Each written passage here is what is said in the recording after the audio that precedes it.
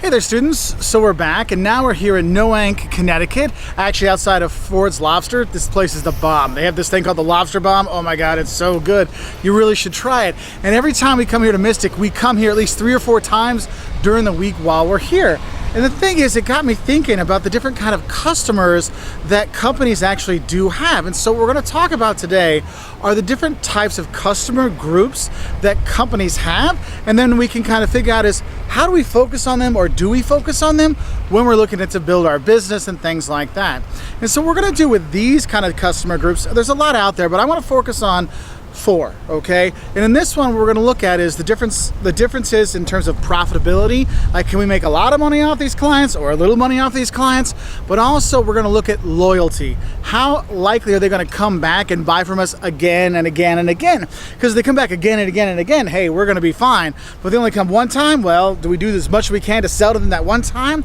What are we going to do, okay? So there is kind of a matrix out there, and you'll see in your book and things like that on the slides where it has loyalty versus profitability, and you have that. Now, the one that you probably would notice the most and what a tourist is, they're called butterflies. And butterflies are very profitable, okay, because they spend a lot of money and they do a lot of stuff, but they're not very loyal. I mean, think about it. When you see a butterfly, you're like, oh, it's a butterfly, and it makes you so happy, but then it just floats away, and you're like, oh, but for that little bit of time, I was so happy with that butterfly, with that client.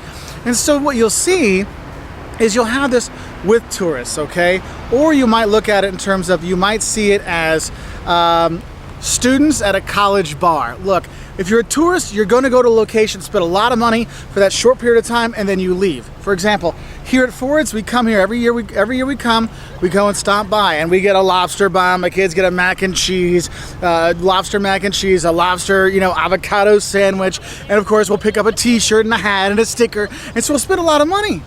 But the thing is I'm only here once, maybe twice a year. So it's not really a long-term loyal kind of thing because I don't live anywhere near here.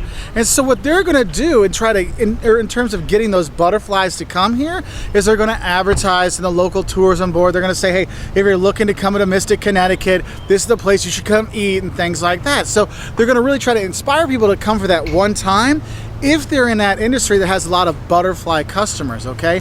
If you look at it in terms of a college bar, college bars know that, look, students will go wherever the best deal is or the theme is, and that's what they do. Some will have student nights, so it's like dollar you call it, okay? Because they know we can make a lot of money off them that one night, but we know the next night they might not come, okay? So you're really focusing on just that one-off kind of client to make as much money as possible, because you never know when they're going to come back. Now, another customer group I want to look at are what we call true friends. Now, true friends, these are, think about your true friends. They're very profitable, right? You enjoy hanging out with them, makes you really happy.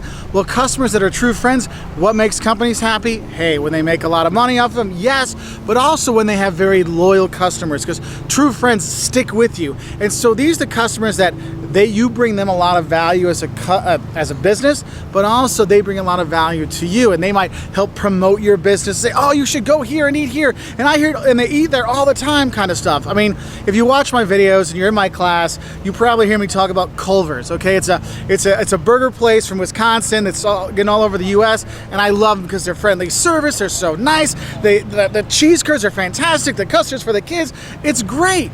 And the thing is, that's a true friend. They're help promoting your product. But also, I go there, obviously, a little too often, okay?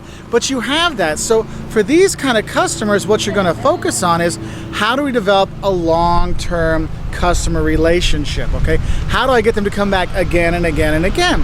And so you'll see companies that'll build their brand to fit in with that customer. So I'm a family man. I've got a couple kids. I want to have a nice family experience. I don't want to carry my food. I got to deal with my kids. I don't want to carry all this stuff. So what does Culver's do? They bring the food to me. They have a friendly atmosphere. I'm not worried about, music with cuss words flying around like I have at other restaurants.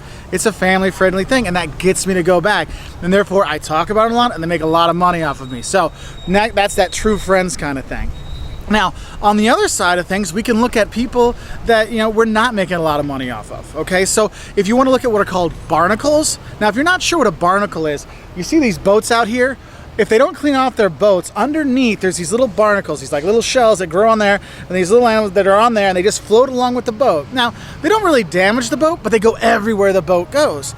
And these kind of customers, they're very, very loyal, but we don't make any money off of them. So think about Ferrari, okay? So Ferrari has, you know, people that cheer for their Formula One team, go Ferrari, yeah! And they'll buy a keychain, and they'll buy a poster, and I mean, we have a Ferrari shoes for my little kid, okay? We have that, but I can't spend $500,000 on a Ferrari.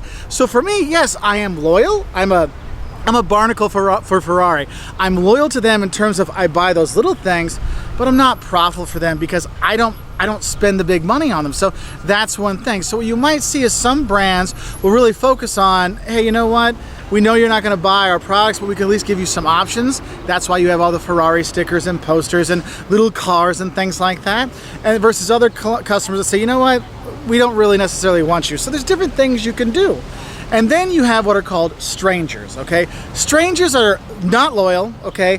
And they're not profitable because your product offerings, your value proposition doesn't really relate to them. I mean, there's no point in trying to send me, you know, to you know, for example, here, you know, like, oh, there's adventure kayaking with sharks. I'm like, adventure kayaking with sharks? Are you kidding?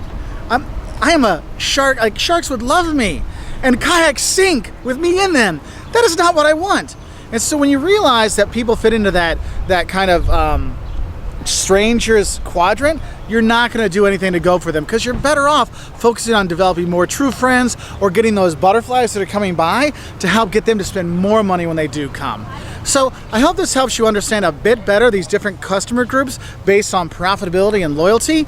If you want to learn more, we've got plenty more business videos out there to help you out. So we wish you to check them out. Anyway, have a good time and bye from Connecticut. And yes, I'm going to go have some more lobster bomb because, oh my goodness, it's a bread bowl with lobster inside, like half pound of lobster, fresh lobster, because it's coming from right there. And they put lobster bisque in that as well. Oh, you understand why I look like this, right? Anyway, bye from Connecticut.